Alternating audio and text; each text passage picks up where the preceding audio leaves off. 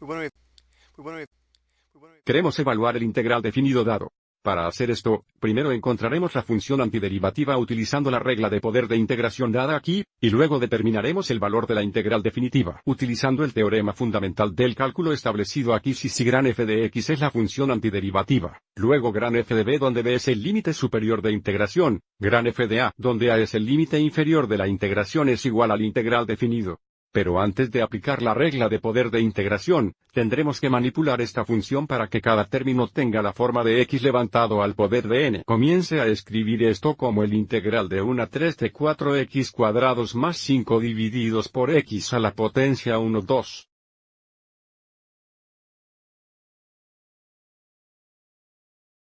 Y ahora dividiremos cada término en el numerador por x al 1 2.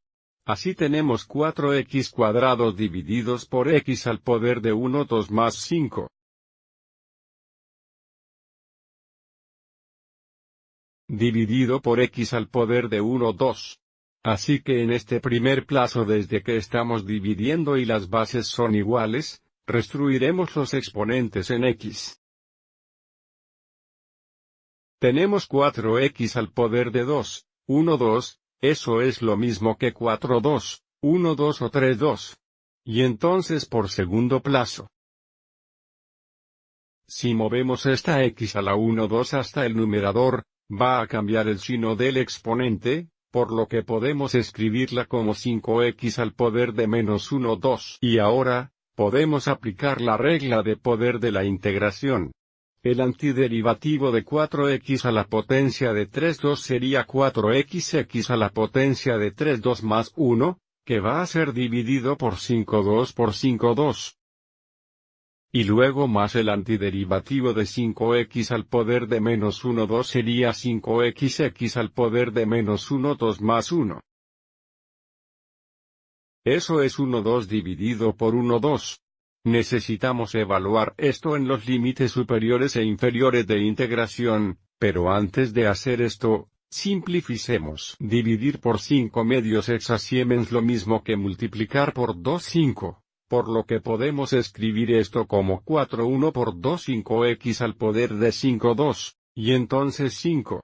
Dividir por medio hexasiemens lo mismo que multiplicar por 2 1 solo 2x al 1 2.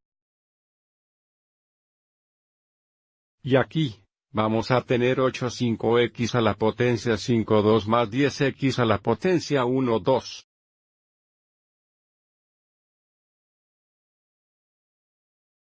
Ahora, evaluaremos esto en 3 y 1. Para tener una cantidad suma cuando x es 3, cantidad suma cuando x es 1. Aviso cuando x es 3, tenemos 8 5 3 para la potencia 5 2.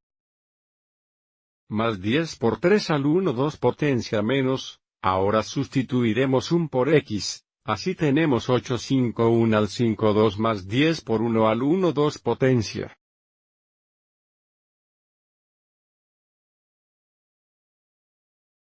Aviso, los exponentes en 3 no son iguales, por lo que no podemos agregar estos. Vamos adelante y escriba esto como 8 5 por 3 a la potencia 5 2 más 10 por 3 a la potencia 1 2. Pero aviso como aquí un subido al 5 2, y un subido al 1 2 sería 1, así que tenemos, la cantidad 8 5 más 10 o 10 1. Para obtener un denominador común de 5, podemos combinar estos dos términos. Así que escriba esto como 8 5 por 3. A la potencia 5 2 más 10 por 3 a la potencia 1 2, y esto sería, 8 5 más 55, eso sería, 58 5. Así que probablemente pararía aquí y dejaría el valor en este formulario. Pero en algunos libros de texto, pueden simplificar además.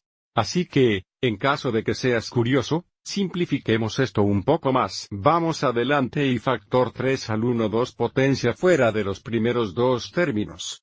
Esto nos dejaría con 8 5 por 3 a la segunda. Aviso 3 al 2 2x 3 al medio hexasiemens 3 al 5 2, y luego tenemos más 10 factorizando 3 al 1 2 dejaría 1. para que podamos dejarlo, 58,5. Aviso: ahora podemos simplificar la expresión aquí dentro de los padres, tendríamos de 3 a 1, 2, y luego tenemos 9 por 8, 5, que sería 72,5. Y entonces más 10 o 10, 1, y entonces, 58,5. Aprobando un denominador común aquí, multiplicaremos por 5, 5. Así que podemos escribir esto como 3 al 1, 2x la cantidad 52,5 más 55, que sería 122,5, 58,5.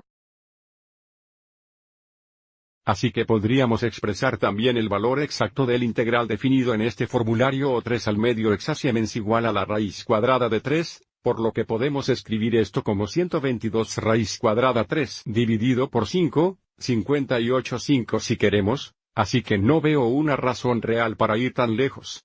Pero solo para que lo sepas, el valor también podría expresarse en cualquiera de estas dos formas aquí. Espero que encontraron esta explicación útil.